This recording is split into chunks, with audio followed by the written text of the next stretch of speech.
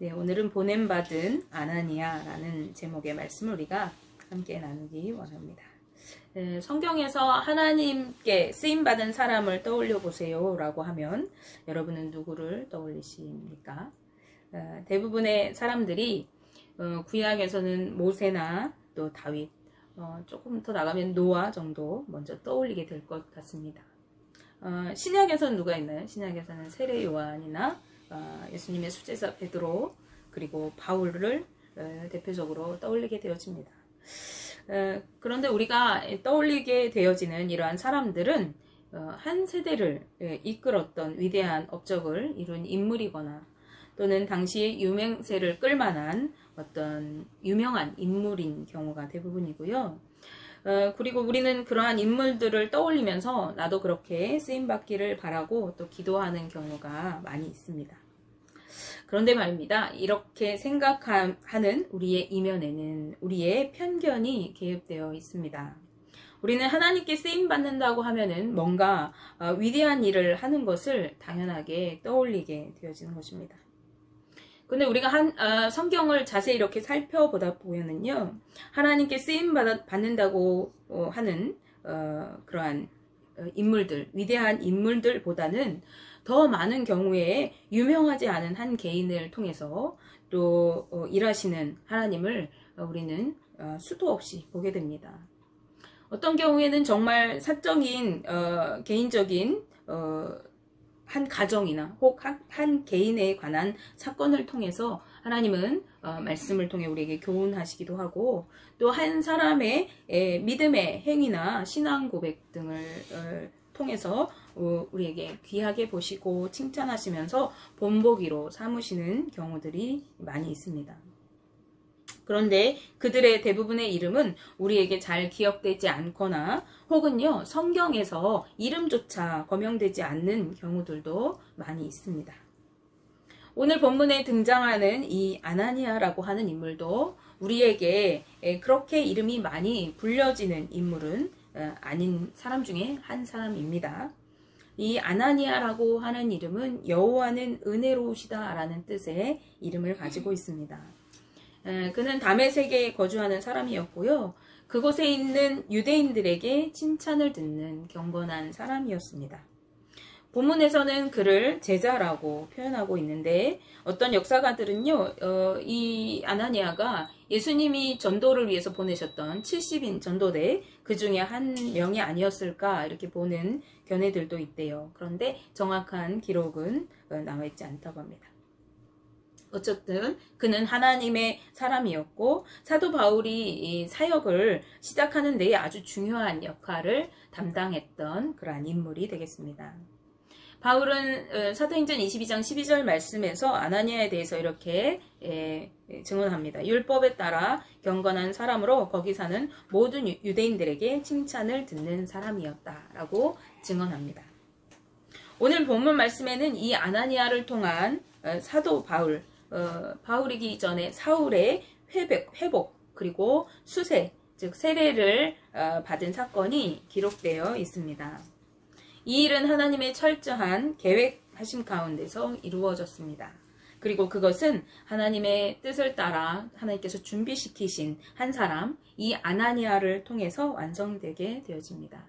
바로 그를 통해서 바울을 이방의 사도로 세우게 되는 사건인 것입니다. 하나님은 그분의 뜻을 따라서 준비하신 인물을 통해 하나님의 역사를 이끌어 가시는 분이십니다. 여러분이 잘 알고 계시는 것처럼 이 바울은요, 유대인 중에 유대인입니다. 바리새인 중에 바리새인이었습니다. 철저한 유대주의자였어요. 그런 이 바울은요, 교회를 박해하는 데 가장 앞장섰던 사람이었고, 이제 대제사장에게 조서를 받아가지고 다메섹을 향해 가던 길이었습니다. 그러나 다메섹에 거의 다다랐을 즈음에 그는 영광의 빛 가운데에 임하신 예수님을 만나게 되어지고, 그 사건으로 인해서 이제 앞을 볼 수 없게 되었습니다. 그리스도인들을 잡아서 예루살렘으로 끌고 오려고, 그리고 교회를 핍박하고 멸시하고 박해하려고 살기가 등등하여서 이 다메섹으로 가고 있던 바울은 이제 맹인이 되어서 사람들에게 손에 이끌려 자신의 본래 목적지였던 그 다메섹으로 들어가게 되어지고 그곳에 머물러 있게 되었습니다. 그가 만난 예수님 때문에 바울은 사흘이 되었지만 먹지도 마시지도 않았다고 성경은 기록하고 있었습니다. 그는 눈을 떴는데도 앞이 보이지 않는 상황 때문에 놀랐을 것이고, 또 자신이 길에서 만난 그 영광스러운 예수님의 임재, 그 음성에 놀랐을 것이에요. 그래서 그는 먹을 수도 마실 수도 없는 지경에 있었어요. 그런데 못 먹게 되었다, 못 마시게 되었다가 아니라 먹지 않았다, 마시지 않았다. 성경은 말합니다. 그는 스스로 먹지 않고 마시지 않았던 거예요. 그때 하나님은 그 다메섹이라는 곳에 있는 거룩한 제자인 이 아나니아를 부르십니다. 어느 날 아나니아는 환상 중에 자신을 부르고 계시는 하나님을 만나게 되어집니다. 아나니아가 뭐 하다가 하나님을 만났을까요? 아마 기도하고 있었겠죠. 기도하는 중에 이 아나니아가 하나님을 만났어요. 하나님이 그가 신실한 믿음의 사람이었음을 우리가 알 수 있는 것이 하나님이 아나니아라고 이렇게 부르시니까 그가 그 부르심에 대해서 주여 내가 여기 있나이다 라고 이렇게 대답하였습니다. 내가 여기 있나이다 라고 제 기억에 고백한 사람이 선지자 이사야인데, 이사야가 하나님을 만났을 때 하나님이 내가 누구를 보내며 누가 나를 위하여 갈고 했을 때 주여 내가 여기 있나이다 나를 보내소서 이렇게 고백했거든요. 그 말은 무슨 뜻이냐, 오늘 이 아나니아도 주여 내가 여기 있나이다 이렇게 동일하게 고백하고 있는데, 이것은 그가 하나님의 말씀에 순종할 준비가 지금 되어 있다, 그리고 하나님의 요구에 즉각적으로 또 그대로 하나님 말씀을 따라서 순종하겠다는 그런 믿음의 의지가 있다는 표현인 것입니다. 그런데 하나님께서 그런 그에게 주님 내가 여기 있습니다, 왜 나를 부르십니까 하고 있는 그에게 요구하시는 이 하나님의 명령은 그를 당혹스럽게 하였습니다. 왜 그랬을까요? 사도행전 9장 11절 12절 말씀을 함께 보시겠습니다. 주께서 이르시되 일어나 직가라 하는 거리로 가서 유다의 집에서 다수 사람 사울이라 하는 사람을 찾으라. 그가 기도하는 중이니라. 그가 아나니아라 하는 사람이 들어와서 자기에게 안수하여 다시 보게 하는 것을 보았느니라 하시거늘. 아멘. 네, 주님께서 아주 구체적이고 분명하게 이 아나니아에게 명령하고 계시는데, 바로 직가라고 하는 거리에 있는 유다의 집으로 가라 하는 것입니다. 이 직가라는 말은 별다른 뜻이 아니라 곧은 길을 얘기해요. 그래서 이 직가라는 길은 이 다메섹에 있는 고속도로 같은 무역을 행하고 상업을 이루는 그런 큰 길입니다. 근데 다른 길들은 이렇게 꾸불탕꾸불탕 오솔길 같이 되어 있지만 이 길을 통해서 많은 무역이 이루어지고 상업이 이루어지는 대로변이에요. 근데 그 대로변 안에 있는 유다라고 하는 사람의 집에 가면은 거기에 머물러 있는 다소에서 온 사울이라고 하는 그러한 사람이 있을 것인데 너는 그를 찾아라. 그가 지금 기도하고 있는 중인데, 기도하는 중에 아나니아라고 하는 사람이 나에게 와서 내 머리에 안수를 했더니 내가 다시 보게 되었다라고 하는 환상을 그가 보았다라고 말씀하시는 것입니다. 사울이 다메섹에 사흘 동안 머물러 있는 동안 먹지도 않고 마시지도 않고 뭘 했겠어요? 그가 기도했어요. 그러니까 무슨 기도를 했을까? 예수님을 만나고 그 두려움 앞에 고꾸라졌던 이 사울이 했던 기도는 아마 지난날에 예수님을 믿지 않고 그리스도인들을 박해하고 교회를 멸시했던 그 잘못된 것들을 간절히 회개하였을 것입니다. 그리고 지금 눈을 떴는데도 앞을 보이지 않고 자기가 지금 이 처해 있는 상황, 그것들을 하나님께 고하고 하나님의 뜻을 구하고 있었을 것입니다. 하나님, 이제 내가 어떻게 해야 할까요? 하나님의 뜻을 구하고 있었을 것이에요. 그리고 그 기도의 응답으로 하나님은 아나니아에 관한 환상을 그에게 보여주신 것입니다.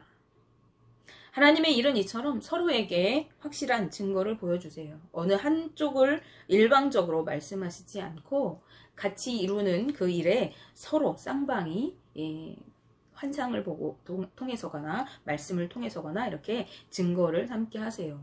대표적인 이 아나니아와 사울도 그랬지만은 대표적인 사건이 바울과 또 고넬료의 사건이잖아요. 바울에게 환상을 주시고 또 고넬료에게 환상을 주셔서 서로 그것들을 증거 삼게 하시죠. 하나님은 이렇게 일하신다는 거예요. 자, 그런데 하나님이 이 명령이 당혹스러운 것이 자세히 이야기하시고 또 자신의 그 환상을 보아서일까 하는 거죠. 그렇지 않다는 것입니다. 하나님의 명령이 이 아나니아에게 당혹스러웠던 것은 바로 이 바울이라는 사람이 그리스도인들에게 대해서 분노와 적개심이 가득하고 위협과 살기가 등등하던 그런 사람이었다는 사실이에요. 그리고 아나니아는 그런 사울에 대해서 알고 있었습니다. 따라서 그런 사람을 찾아가는 것은 이 아나니아에게 두려운 일이고, 왜냐하면 자신과 같은 기독교인들을, 그리스도인들을 이 사람이 잡아서 끌고 가려고 지금 오고 있었던 길이었던 걸 알잖아요. 그 사람들에게 어떻게 했던 것을, 예루살렘에서 어떻게 했던 것을 알고 있었던 거죠. 그래서 이 바울을 찾아가라고 하는 하나님의 이 명령은 왜지? 라고 하는 의외의 것으로 보였습니다. 그래서 아나니아는 하나님께 대답하였습니다. 이 사람에 대해서 여러 사람들이 말하기를 그가 예루살렘에서 성도에 대해서 많은 해를 끼쳤고, 여기에 그가 온 것도 주의 이름을 부르는 모든 사람을 결박할 권한을 대제사장에게 받아서 온 것입니다. 왜 그에게 가라고 하시는 것입니까, 주님? 이라고 대답했던 것이죠.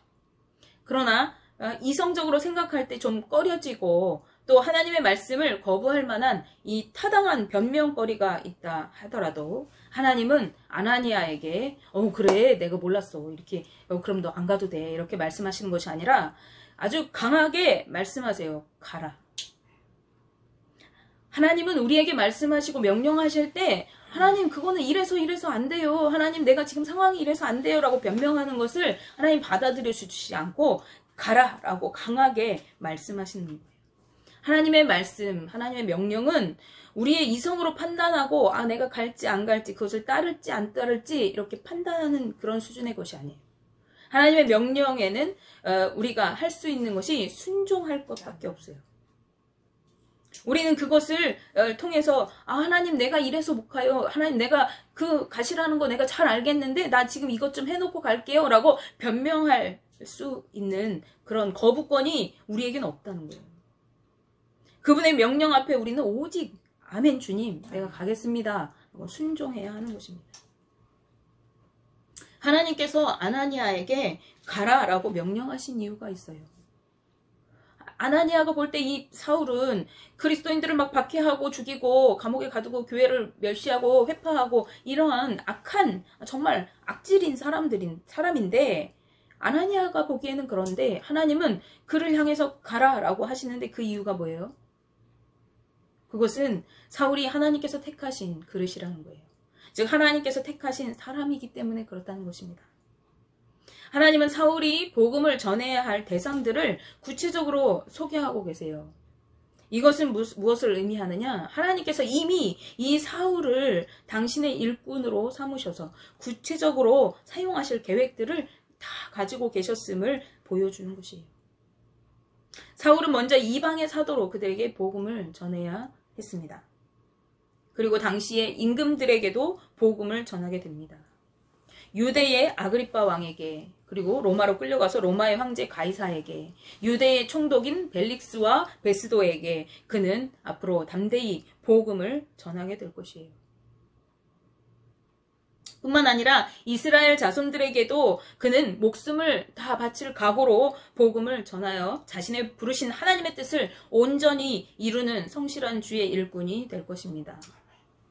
왜 로마에 전하는 것, 이방에 전하는 것을 목숨을 걸어야 되는데 이스라엘에 목숨을 걸까요? 그는 이스라엘에 있으면서 이스라엘 유대의 민족으로서 유대주의에 아주 철저한 유대주의였어요. 그런데 그가 예수님을 만나고 그리스도인으로 변화되었죠. 그것은 뭐예요? 유대주의에서는 배교가 되는 거예요. 그러니까 이 유대주의자들이 이 바울이 복음을 전하기 시작하니까 이 바울을 죽이려고 그래요. 그 첫 사건이 이제 바로 이어서 나와요. 그래서 바울이 복음을 전하자마자 성벽에서 바구니에 내려서 도망가게 되어져요. 그는 그렇게 할 수밖에 없었어요. 이방의 복음을 전하고 왕들에게 잡혀가서 거기에서 재판받으면서도 복음을 전하고 또 목숨을 걸고 이스라엘 민족들에게 복음을 전할 수밖에 없었어요. 왜요? 그는 하나님께서 택하여 세우신 하나님의 그릇이기 때문입니다. 택하셨다라고 하는 것은요, 사울이 자신의 의지로 내가 하나님을 따르겠습니다 라고 하는 그러한 것이 아니에요.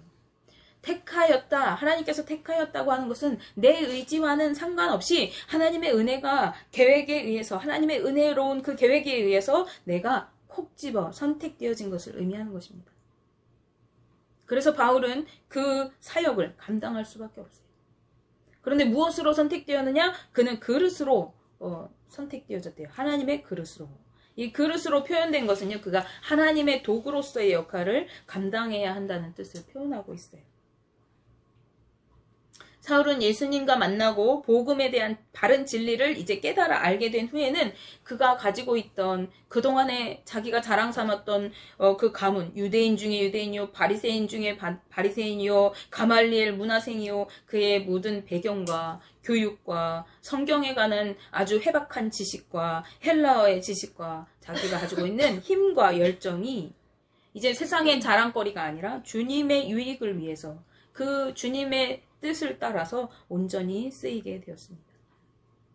사울은 주님의 그릇으로서 주님의 말씀을 가지고 다니면서 자신의 안에 품고 있는 그 말씀을 선포하는 도구가 되어서 이제 이방인들과 왕들뿐 아니라 이스라엘 민족에게도 복음을 전하였습니다. 하나님은 이러한 바울을 향한 하나님의 계획을 드러내시면서 아나니아를 사울에게 보내고 계신 것입니다. 하나님은 또 사울에게 그가 주님의 이름을 위하여 얼마나 고난을 받고 고통을 당해야 하는 것을 보이시겠다라고 말씀하세요. 그가 자기가 고통받고 고난받는 것을 하나님이 미리 다 알려주신다는 거예요. 보일이라는 말은 아무도 알지 못하는 비밀스러운 일을 가르쳐 알게 한다는 의미를 가지고 있다고 해요. 그래서 성경에서는 비밀의 경륜이라고 하죠. 이는 사울의 미래가 누구도 예측할 수 없는, 누구도 상상할 수 없는 방향으로 전개될 것이고 그것은 오직 예수 그리스도만이 알고 사울을 이끌어 가실 것이라는 것을 의미하는 것입니다. 이제 사울은요, 교회와 성도를 핍박하던 자에서 자신이 핍박하던 그 교회, 그 예수님 때문에 자신이 오히려 핍박을 받고 고난을 겪게 될 것을 직접 하나님께서 보여주시겠다고 예고하신 것이에요. 이 바울의 고난은 받을 수도 있고 안 받을 수도 있는 것이 아니에요. 바울은 필연적으로 고난을 받게 되어질 것이에요. 고난을 그 복음 때문에 반드시 받게 되어졌어요. 이거 바울의 의무예요. 그런데 그것이 바울이 어쩔 수 없이 끌려가서 내가 주님 믿는 것 때문에 이렇게 고통을 받아라고 하는 것이 아니라 자발적으로 주의 이름을 위해서 고난을 받는 그 고난을 의미한대요. 근데 우리가 이렇게 지금 이 주님께서 말씀하신 이 고난을 이 사도행전과 로마서 바울의 모든 서신을 보면 우리가 알 수 있어요. 내가 주를 위해서 열심히 매를 맞고 주를 위해서 열심히 헌신하고 돌에 맞아 열심히 죽을 뻔하고 그러한 내 수고를 너희들이 다 알지만 내가 그것들을 다 아무것도 아닌 것으로 여긴다. 내가 주님께 받은 이 복음을 전하기 위해서 내가 달려갈 길을 다 가는 주님 만날 때까지 표대를 향하여 내가 달려가겠다라고 고백하잖아요. 이 바울이 그 고난의 길을 알면서도 가는 거예요. 왜? 주님께서 부르셨기 때문에. 주님의 이러한 말씀을 받은 아나니아, 이제 사울이 바울 될 그것을 이제 하나님께 들었죠. 바울이 어떻게 하나님께 쓰임받을 것이고 어떠한 인생을 살 것인가 들은 이 아나니아는요. 하나님, 그 사람은 그런 사람이라는데요. 그 사람은 우리를 핍박하러 왔다는데요. 이렇게 변명하던 그 아나니아, 즉시 자리에서 일어나 사울이 있는 집으로 찾아가서 그를 만났습니다.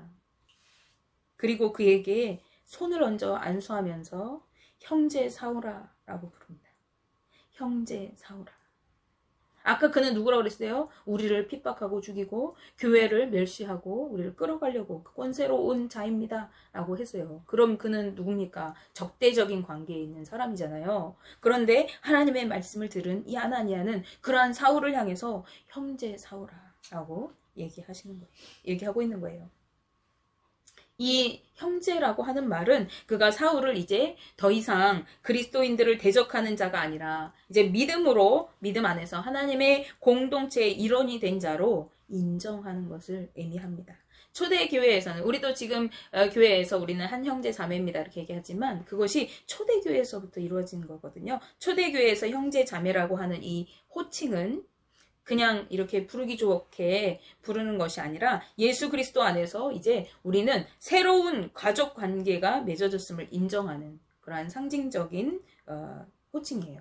그러니까 우리는 하나님 아버지 안에서 한 형제 자매, 구원받은 한 형제 자매라고 하는 것이죠. 따라서 아나니아의 이 형제라고 하는 표현은 사울을 그리스도에 이제 연합한 자로 그리고 그로 인해서 맺어진 전혀 새로운 관계 속에 있는 이 그리스도인 공동체 안에 그를 초청하는 것으로 받아들여지면 됩니다. 그래서 이어서 주 곧 내가 오는 길에서 나타나셨던 예수께서 나를 보내어 너로 다시 보게 하시고 성령으로 충만하게 하신다라고 선포합니다.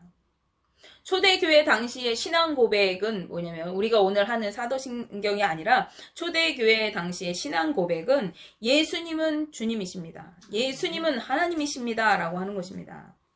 당시의 유대인들에게는 일반적으로 여호와 하나님만이 우리의 주인이십니다. 여호와 하나님만이 우리 하나님이십니다. 라고 이렇게 여기고 있었어요. 따라서 이 예수님은 주님이십니다. 라고 하는 이 고백은 예수님께서 하나님 되십니다. 라고 하는 것을 밝히고 있는 것이에요. 즉 예수님도 하나님이십니다. 라고 인정하는 것이죠. 이것은 당시에는 아주 쇼킹한 고백이었어요. 유대주의자들에게는. 아나니아는 예수님을 주로 칭하면서 이러한 신앙 고백을 드러내고 있는 것입니다. 그리고 또한 그 주님이신 예수님이 사울에게 직접 나타나 보이셨던 그 예수님이시고 그리고 그분이 자신을 이곳에 보내셔서 이제 사울의 시력을 회복시키시고 성령 충만을 주시는 분임을 밝히고 있는 것입니다. 즉 네가 만난 그 예수님이 내가 주로 고백하는 그 예수님이야 라고 말하는 것이죠.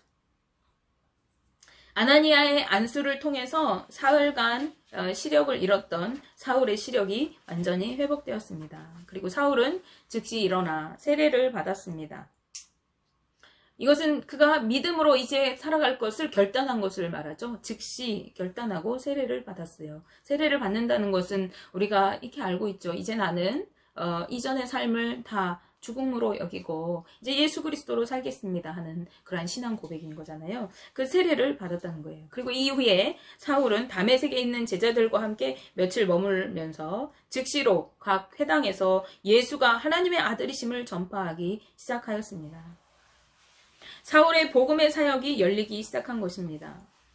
이후 사울은 이 바울은요 소아시역을 전역을 돌면서 복음을 전하고 또 로마까지 가고 유럽 전역에 복음을 전하고 교회를 세우는 위대한 선교자가 되었고 바울이라는 그 이름은 오늘날 많은 그리스도인들이 권위를 인정하게 되는 유능한 목회자 또 선교자로 인정받게 되었습니다. 근데 바울이 이렇게 우리에게 위대한 선교자로 인정받는 반면에 이후에 말씀 어디에도 아나니아의 행적이 다시 등장하지 않습니다.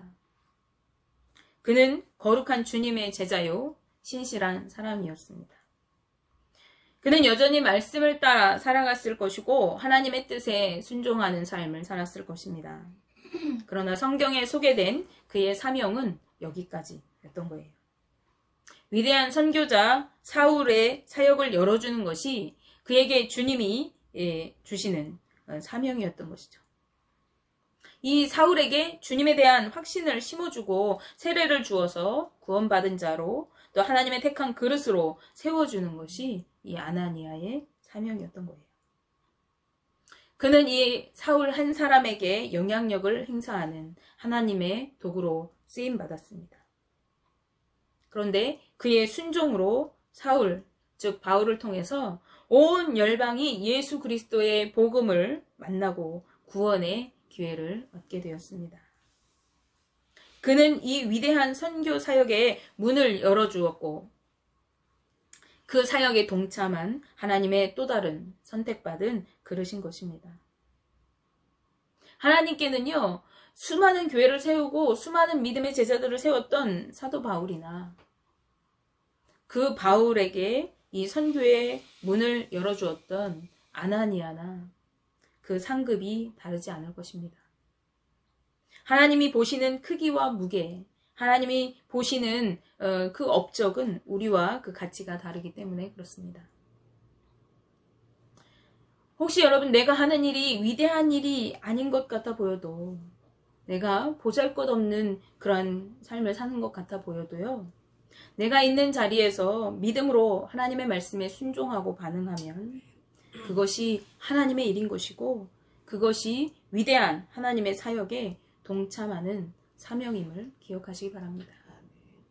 오늘 우리가 주님의 말씀에 믿음으로 순종하여 이 자리에 예배하는 것, 우리가 삶의 자리에서 주님의 말씀을 따라 행하며 살아가는 그 모든 것이 하나님의 역사를 이루어가는 그 위대한 여정 중에 한 지점이라는 것이에요. 그렇다면 말씀에 순종하여 살아가는 우리들은 삶의 자리 그곳에 서 있는 그것 자체가 하나님의 사명을 감당하는 것이고 하나님의 일을 하는 것입니다. 올 2023년 우리가 하나님께 쓰임받는 교회로 세워지자고 말을 했습니다. 하나님께 쓰임받는 것은 내가 어떠한 일을 막 내 힘으로 해서 이루는 것이 아니라 그냥 있는 자리에서 하나님의 말씀에 순종하는 것이에요. 하나님의 뜻을 따라 사는 것입니다. 그런 우리의 삶을 통해서 하나님은 일하고 역사하십니다. 올 2023년은 나를 통해서 일하고 역사하시는 그 하나님을 누리고 경험하시는 귀한 축복이 있는 우리 동성교회 모든 가족들 되시기를 주님의 이름으로